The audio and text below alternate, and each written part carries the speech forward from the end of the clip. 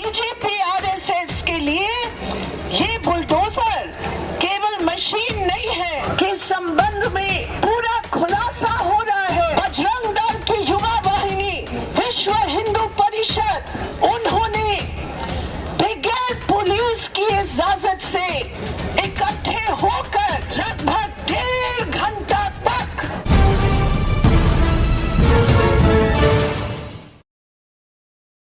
आज क्या हो रहा है? आज कानून की धज्जियां उड़ाए जा रहे हैं। आज इस देश के एक नागरिक के अधिकारों पर जबरदस्त हमला हो रहा है और इसीलिए हम ये मानते हैं कि बीजेपी आरएसएस के लिए ये बुलडोजर केवल मशीन नहीं है, ये बुलडोजर उनकी संकीर्ण विचारधारा हिंदुत्व के नाम, ये बुलडोजर उनकी खतरनाक राजनीतिक कार्यनीति के नाम ये बुलडोजर चलाया जा रहा है संविधान के खिलाफ, जनवाद के खिलाफ, नागरिक अधिकारों के खिलाफ। और इसीलिए जहांगीरपुरी उसका सबसे जिंदा मिसाल है। पहले खरगोन में हुआ, यूपी में हुआ, हम सब जानते हैं। लेकिन ये कहना जरूरी है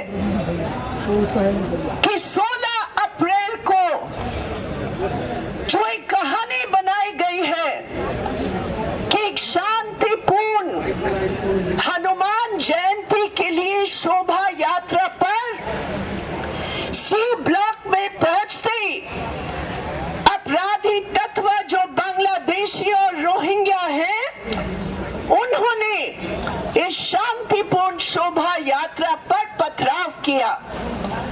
ये कहानी पुलिस ने कहा, ये कहानी बीजेपी के दिल्ली प्रेसिडेंट आदेश गुप्ता ने कहा।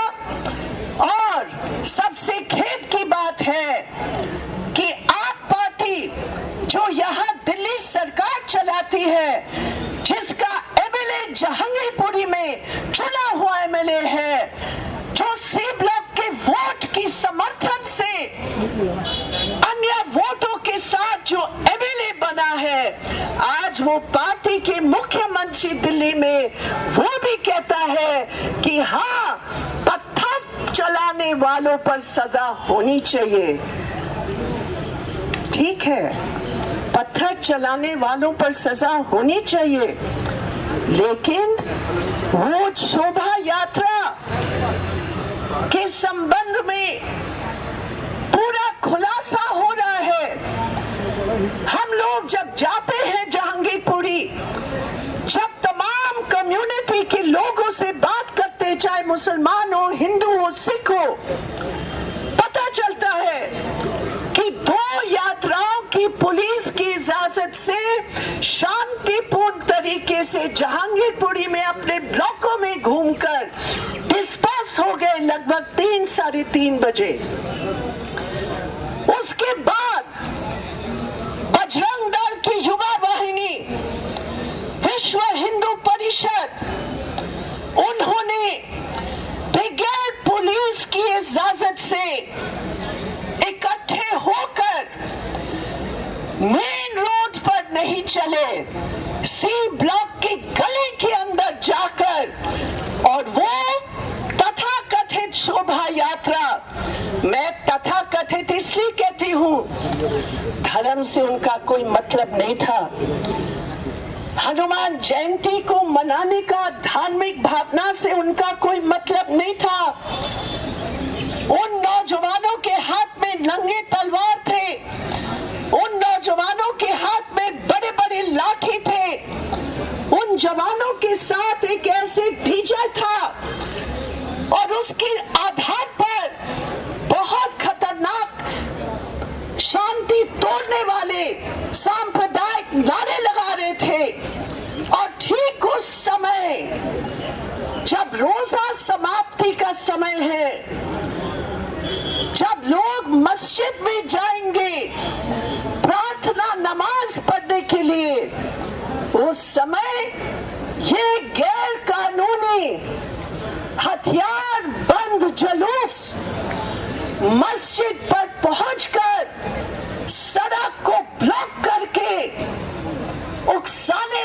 नारे, यहाँ मैं आपके इस मन से उन नारों का उच्चारण नहीं करना चाहती हूँ, लेकिन जय श्री राम के साथ जो गंदे उकसाने वाले नारे मुसलमानों को टारगेट करके दिया गया और जब बोला गया आप एक तरफ हो जाइए, वो नहीं हुए और उसके बाद दोनों तरफ से जो कुछ हुआ आपके सामने है।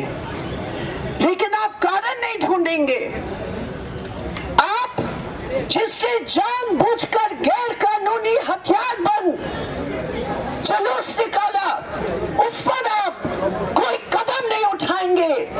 अभी 27 जो अभी तक गिरफ्तार हुए हैं, 22 लोग मुस्लिम नौजवान हैं, 5 हमारे साथी यहाँ आशा है, ये लोग गए वहां मिलने के लिए उनके परिवार से। उनकी परिवार के 4 लोग गिरफ्तार हुए।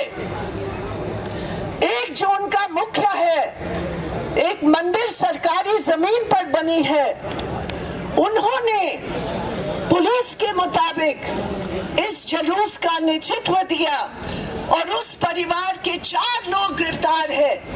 लेकिन मैं ये पूछती हूँ, 120B का जो धारा लगा है उनके ऊपर, क्या हम लोग हिंदुस्तान के लोग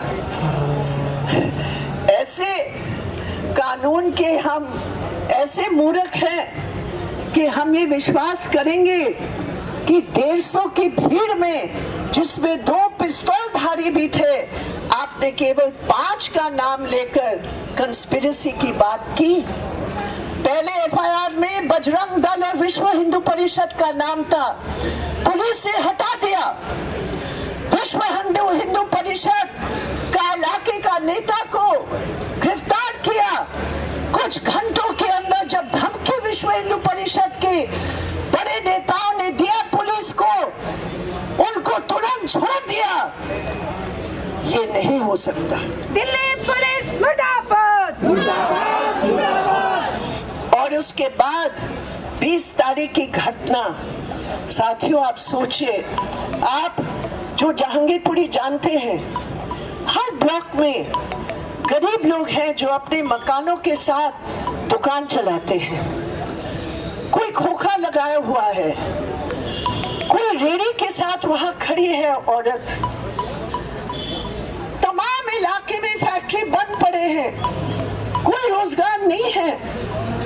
कल कितने औरतें आए बताने के लिए कि हमने कितना बचत करके वो रेड़ी खरीद कर हम सब्जी फल थोड़ा कुछ हम लोग बेचते हैं। लेकिन 20 तारीख को जब सुप्रीम कोर्ट का ऑर्डर 10:45 पर आ गया था,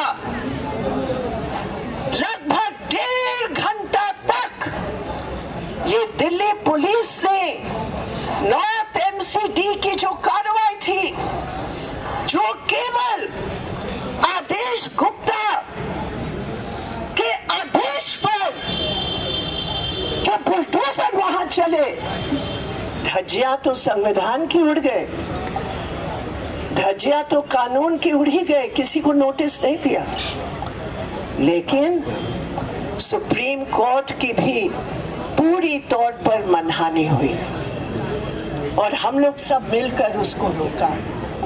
लेकिन मेरे प्रिय साथियों, लगभग 120 परिवार हैं जो सीधे तौर पर प्रभावित हैं। उनमें से अधिकतर महिलाएं हैं जो घर को चलाते हैं और इसके साथ साथ उस पूरे सी ब्लॉक में जीविका पर एक रोकथाम है, क्योंकि बैरिकेडिंग के बाद लोग डर रहे हैं कि हम अगर बाहर निकलेंगे तो एक बार फिर पता नहीं हमें क्या मुकाबला करना पड़ेगा। लोगों से नहीं, जनता से नहीं, सबसे जो हमारे लिए प्रेरणा देने वाली बात है कि कुछ ये गुंडे तबके जो संघ परिवार के लोग हैं, उनको छोड़कर आम जहांगीरपुरी के निवासी सद्भाव चाहते हैं। मेरे प्रिय साथियों, उन्होंने कहा हम लोग हमेशा एक साथ रहे हैं। जो एक दुकानदार का लूट हुआ हरियाणा का है, उसने हमें कल बताया कि दीदी एक तरफ मुसलमान है, एक तरफ हिंदू है। हमने कभी भी उनको हिंदू मुसलमान के रूप में नहीं देखा। ये मेरे ग्राहक है और हमेशा एक होकर, चाहे हम कोई भी हो, हम लोग सब गरीब है, मेहनत करके हम अपनी दुकान को चला रहे हैं। ये क्या हुआ, ये क्यों हुआ? तो साथियों, जहांगीरपुरी की जनता एक है और यही बात है संघ परिवार की साजिश। एकता को कैसे तोड़ा जाए। नॉर्थ ईस्ट में वही हुआ 2020 में। यहाँ नॉर्थ ईस्ट दिल्ली के हमारे साथी यहाँ आए हुए हैं, अभी भी उनका घाव भरा नहीं है, क्योंकि जब इस प्रकार की हिंसा होती है तो मानसिक रूप पर, जीविका के रूप पर और जिंदगी बिताने के आधार पर हमेशा एक खौफ बना रहता है।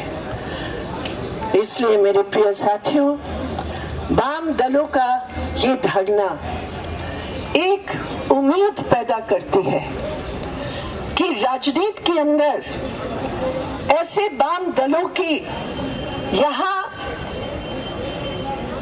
मौजूदगी, विचार की मौजूदगी, झंडा की मौजूदगी, अन्याय के खिलाफ लड़ाई की मौजूदगी, यही जो है इस दिल्ली की जनता को आशा देगी, इस दिल्ली की जनता को उम्मीद देगी कि हाँ, हिंदुस्तान के नागरिक के रूप में पूरे अधिकार हमारे हैं और उसी के आधार पर हम यहाँ शांतिपूर्ण तरीके से हम रहेंगे। ये गरीब विरोधी, ये संविधान विरोधी, ये बीजेपी, ये आरएसएस, इसके खिलाफ एक होकर हम लोग सब कहीं भी हो, एनईपी का बुलडोजर हो कैंपसेस में, लेबर कोड का बुलडोजर हो फैक्ट्रियों में, हिंदुत्व की संस्कृति का बुलडोजर हो महिलाओं की अपने आजादी के अधिकारों के खिलाफ, गरीबों के ऊपर जो बुलडोजर है, हम लोग मेरे प्रिय साथियों एक होकर विचारधारा पर कभी कोई कॉम्प्रोमाइज नहीं, क्योंकि यही वाम दलों का विचारधारा है जो हमें सही रास्ता दिखाएगा और जनता को, देश को बचाने के लिए हमें शक्ति देगी।